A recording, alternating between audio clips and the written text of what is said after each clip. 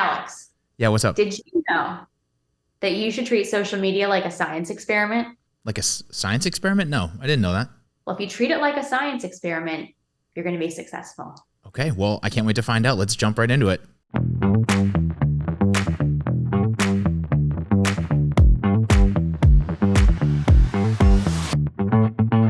Hello and welcome back to the show. My name is Alex and I am here with Lindsay Otten, who's a content trainer and all-around marketing expert. Lindsay, welcome to the show. Thanks, Alex. It's awesome to be here. I love the setup. It's looking amazing. Yeah, does it pass the Lindsay approval? I mean, you're an expert videographer too, so what do you think? Yes. Yeah? I mean, it's pretty sweet. It looks really high tech. It looks super modern, which, you know, if you can have a modern look, great. So awesome. You guys did an amazing job with the studio. Thank you. Thank you. Well, I'm glad you're here and we have a lot to talk about. Today we're talking about social media, but more specifically, we're talking about knowing where your audience really hangs out online. Because I know social media is such a huge open-ended topic. You can go a million directions with it, but I think I want to hone in today and have our conversation be around identifying your audiences and knowing where they hang out and how to serve them content where they are. So let's start there. You want to talk a little bit about that for me?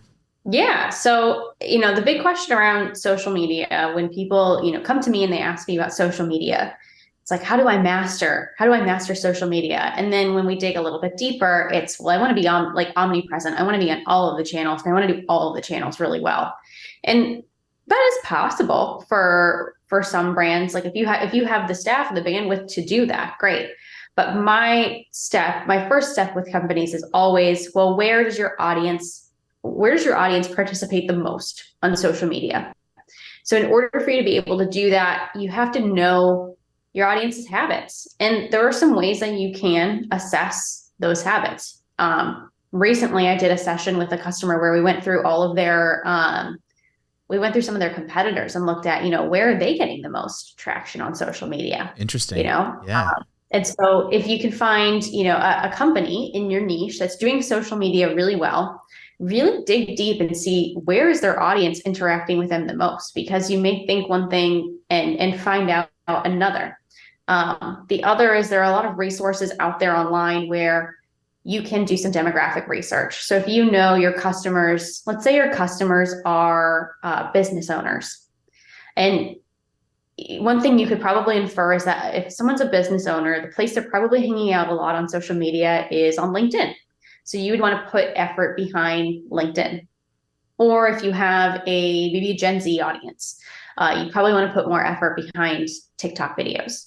But then also, I think the thing that to keep in mind with social media is that it's a big experiment. So if you aren't getting traction on one platform, that doesn't mean you suck at social media. It means you just might not be utilizing and optimizing the right platform. So I would say take the content, modify it for the other channel's best practices, and experiment with how it performs, because you might post the same video short on Instagram, TikTok, and YouTube, and it might take off on one of those platforms. And then you have a data point that says, all right, this worked really well this time on this platform. Maybe I can try this again and see if I can replicate my success there. So there are a couple things to keep in mind when choosing your platforms and where to focus your energy. You have to have an understanding of, or at least an initial understanding of, where could my audience live, but then also a mindset of, I'm going to treat this like a science experiment, make a hypothesis, and then when that hypothesis inevitably fails, I'm going to be okay with then saying, all right, I just have a data point now that tells me something about social media and how I can utilize it. Right. It's not really a failure. It may seem that way, but it's more of a data point that you can learn from, and you can really dial in and hone in on your messaging and understanding your audience is better. It sounds like what you're saying. Yeah. If you think about like back when we were in like high school or middle school and we were taught the scientific method, an experimental failure, or when a hypothesis fails, that's not an indicator that the experiment failed. It's just an indicator that we need to retest this experiment and change some of the variables. Right. So if you think back to science class, bring up that scientific method and apply it to social media and have that mindset when you're implementing new content on social media, then you're going to find success and small wins within the losses that you experience or within the duds that you publish. So there's always something to be learned from a post that quote unquote doesn't work on social media. That makes sense. Yeah, that makes total sense. So this has got me thinking about the fact that you interface with a lot of clients and you deal in the real world with real people, with real companies. Do you find more often than not that people don't approach social media this way? They haven't thought about their audiences. They haven't really, all the things that you just said, they make sense. But like, how many people miss the mark or don't approach it in this way? And how critical of a step is it to look at it the way you're talking about? Yeah, I would say most businesses think that they have what we would call like shiny object syndrome. They hear about something new that gets released or something that's working for a competitor or something that's working in an industry that's not even the same as theirs. And like, oh, we have to do this, or we have to be on all social media platforms. And that might not always be the case. Like if you're a home improvement company and your customers aren't on, or if your people aren't on LinkedIn, then why are you posting on LinkedIn, right? You might post on LinkedIn if you're looking for job, like for people to fulfill jobs, or you're looking to express company culture, or you maybe are making content about how to improve that space from a business perspective. But if you're really sourcing customers, you actually might want to start looking into other platforms. Like if you are, again, home improvement, a lot of people do research for home improvement on Pinterest. Like if I'm going to look for new pretty things to add to my house or new ideas, I'm going to go on Pinterest first. Totally. It's great for inspiration on a lot of fronts. Yeah. And I do that too. So that makes sense. Lindsay, so for business owners and for maybe content marketers, content people, what tools would you recommend to start doing this research and to try to understand their audience? Like, is there someplace they can go, or like what's a good first step for them to start trying to get a basis for understanding this stuff? Yeah, the first step is to look at your social media and what you're doing already. Okay. What worked, what hasn't worked. And then step two is once you have that data, step two is, okay, maybe let's do some competitor research. What are our competitors doing? What platforms are they on? Where do they see traction? And is there something to what they're posting? The next piece of it would be to do some demographic research. And the platforms have their own news that they put out. Various platforms do their like state of platform reports. Some do it annually, some do it quarterly. It just depends on the platform.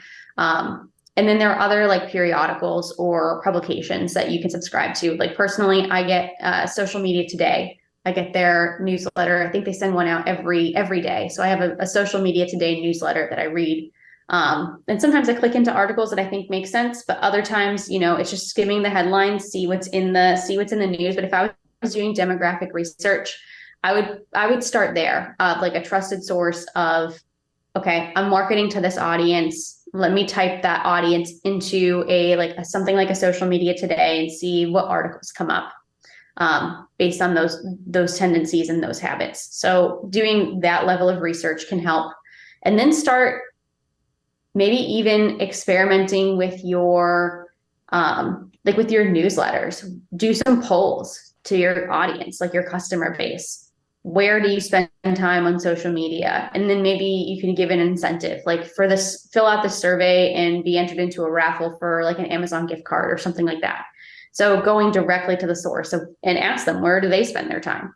I love that. Those would all be data points that I would capture to make an educated decision on where should I spend my time on social media. And then we can't forget AI. So if you type in to ChatGPT and say, I am a social media manager, or prompt it as if it were a social media manager. So you could say to ChatGPT, you're a social media manager in the let's say pet food space, and you're looking Sure. to expand your platform, or you're looking to grow your audience between ages 45 to 55. As a social media manager, what platforms would you explore, and what types of content would you start posting? And see what suggestions the AI gives you. Because that's going to be an unbiased suggestion that comes from a machine or from a robot that is trying to talk to other robots. So yeah, robots might know us better than we know them, or they might know other robots better than we know the robots. So that's true. Well, those are the steps I would take to research. platforms. Very cool. No, and that you got my wheel spinning because I'm thinking about GPT and how it can scrape sites now. So it's really an unbiased look based off of the data and the content that's actually out there for people to use. So it might be a really fresh perspective. I like kind of want to go do this right now. Yeah. Very cool. Very, very cool. So let's talk a little bit too about, so you've outlined some really amazing points.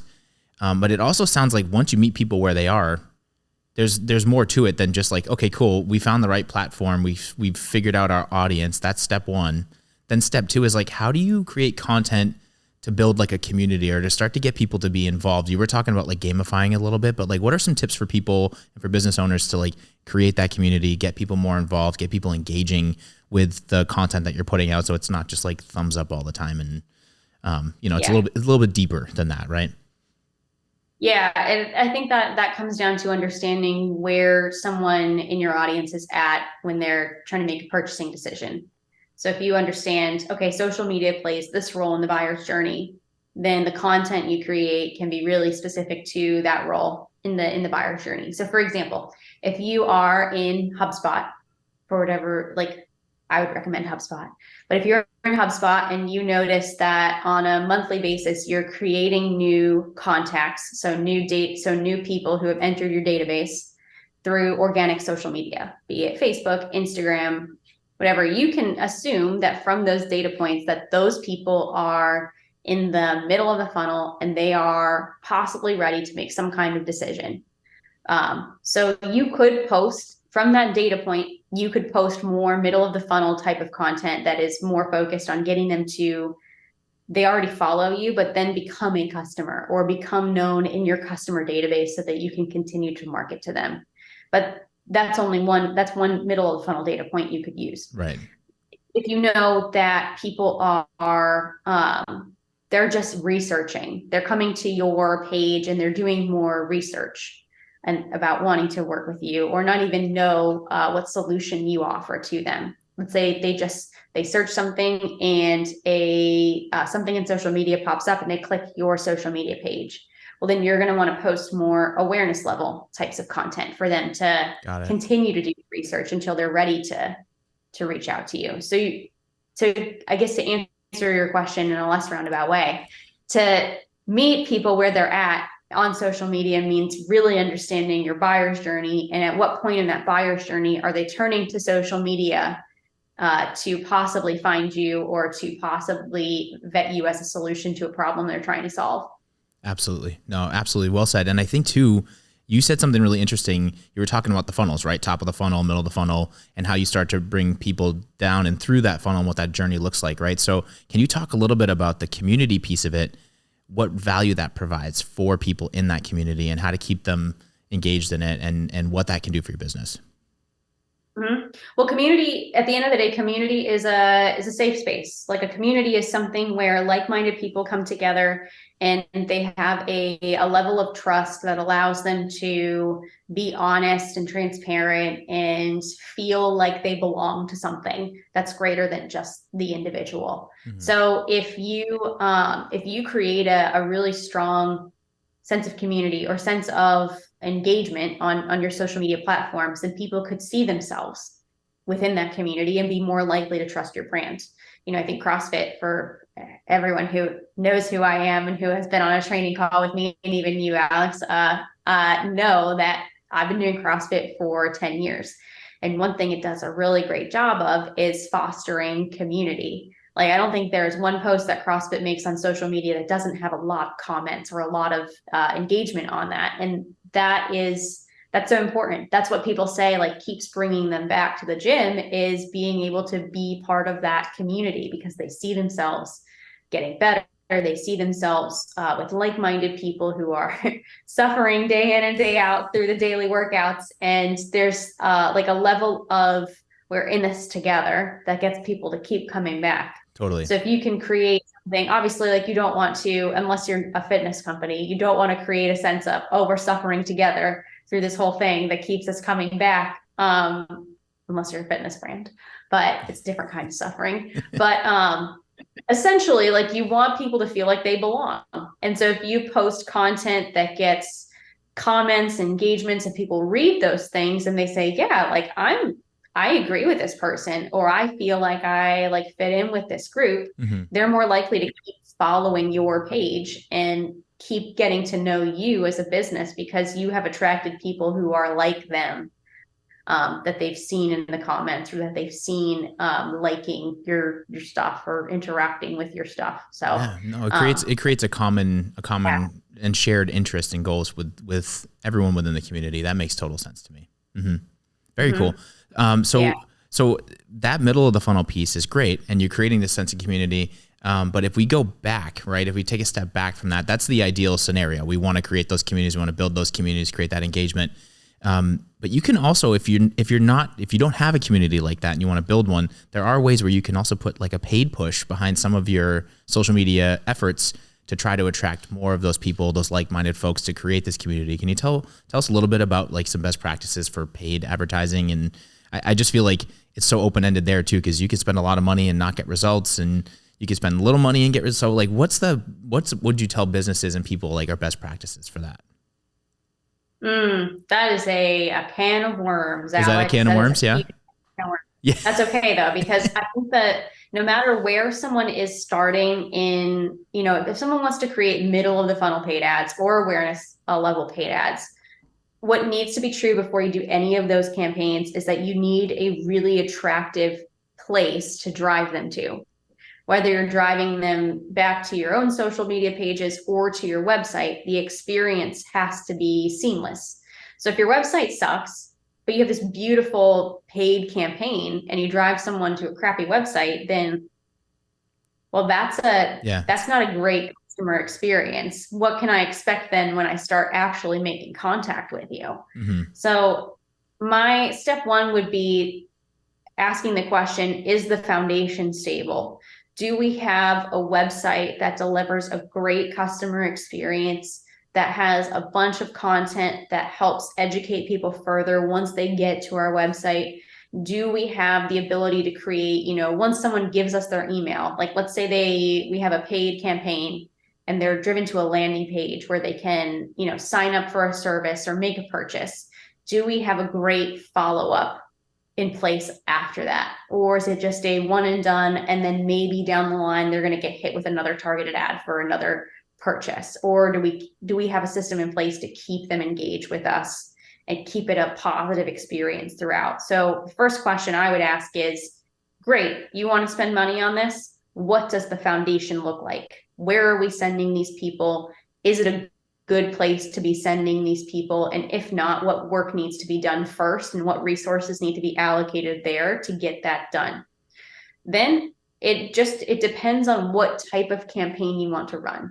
Like if you want more eyeballs on something, then you would probably want to run at this point some, video ads. That would be my first thing for brand awareness, is run video ads that give a snapshot of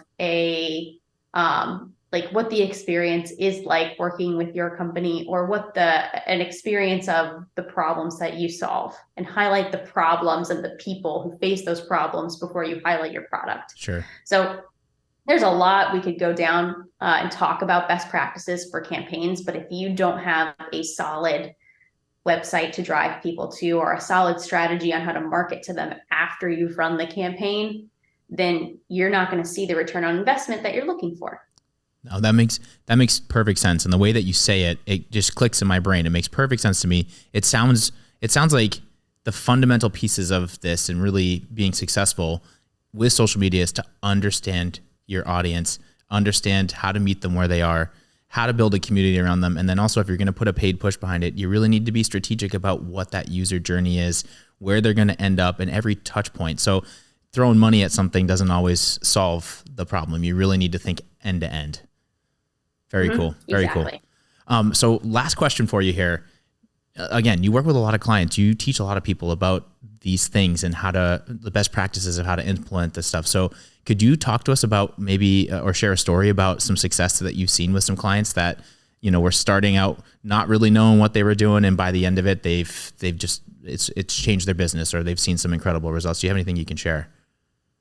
Yeah. Let me share someone who I'm currently working with. We're working on revamping, not necessarily revamping, enhancing our social media with this company, and they do a lot of driver recruiting. And so one of the things that we know to be true is that we get a lot of drivers surprisingly looking at our Facebook page. So when we've had some success with with recruiting drivers who are a good fit for our company through Facebook. And so we're asking ourselves the question, what can we do to add more to this? What can we do to enhance this presence that we've already built with this community that we already have? And long story short is, what are the opportunities that we have with video? Because right now everything is short form video. So we're asking ourselves the question, we're already doing okay on this page. How can we use video to pour on more gas to this fire that's already, there are already embers there. So how can we ignite this? Gotcha. Surprising that it's Facebook, but it is, know your audience. That's what the data is telling us. So well, it's fascinating too, because you don't normally think of Facebook as a recruiting tool to hire drivers or to hire employees. So that's actually really interesting that they're using that. Yep. So if you are, we probably wouldn't think of it in the marketing space, because marketers, we look at Facebook and we think of Facebook as like, oh, whatever. It's a tool of the past. It's a tool of the early 2000s or the mid 2000s. But if you're thinking about the audience of truck drivers, and I'm generalizing here. Not all truck drivers fall into this category. Sure. But generally that audience turns to Facebook right now. It's the same thing with more, like if we look at, areas of the country where, it's blue collar workers, truck driver audience, a lot of them are on Facebook. So if you're going to recruit, they're on Facebook.